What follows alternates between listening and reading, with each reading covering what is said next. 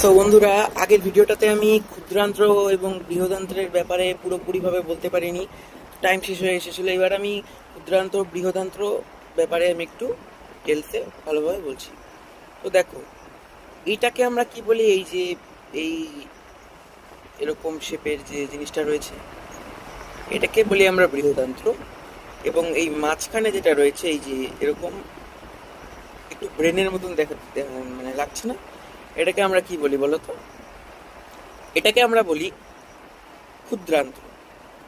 তো ব্রেনের কথাটা যেহেতু আসলো, তো আগে আমরা ব্রেনের ব্যাপারে একটু জেনে নিই। হ্যাঁ, এখানে যেহেতু নাই ব্রেনের ব্যাপার, তো আমরা আগে একটু ব্রেনের ব্যাপারে জেনে নিই।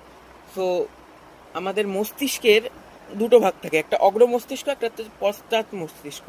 পশ্চাৎ মস্তিষ্কের মধ্যে দিয়ে সুষুম্নাকাণ্ড অর্থাৎ স্পাইনাল কর্ড যেটা হয় সেটা থাকে। এবং অগ্র মস্তিষ্কেরও আরও তিনটা ভাগ হয়, সেটা হলো সেরিব্রাম, সেরিবেলাম এবং ব্রেন স্টেম। বোঝা গেল? এবং তোমরা জানো যে আমাদের মস্তিষ্কের মধ্যে আরেকটা জিনিস থাকে, মাস্টার গ্ল্যান্ড, যেটাকে আমরা পিটুইটারি বলে থাকি। এবং মস্তিষ্কের মধ্যে আরেকটা ফ্লুইড থাকে যেটাকে আমরা সিএসএফ বলি, সেরিব্রোস্পাইনাল ফ্লুইড, সেটাও থাকে। তো আমরা এবার ক্ষুদ্রান্ত্র বৃহদান্ত্রের ব্যাপারে চলে আসি। তো ক্ষুদ্রান্ত্র, দেখো ক্ষুদ্রান্ত্র কত প্রকার হয়। ক্ষুদ্রান্ত্র আমাদের হয় হচ্ছে তিনটি ভাগ নিয়ে হয়। একটা হচ্ছে ইলিয়াম, ডিওডিনাম এবং জেজুনাম। ঠিক আছে?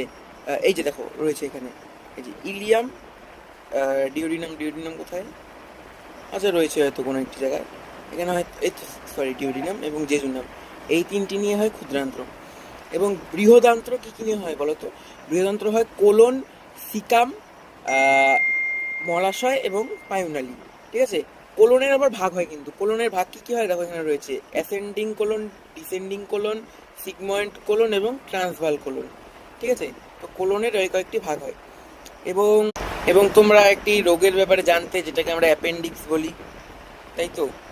এটাকে আমরা অ্যাপেন্ডিক্স বলি।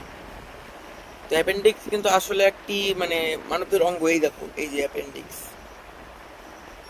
এই ব্যাপারে জানা হয়ে গেল আমাদের আজকে।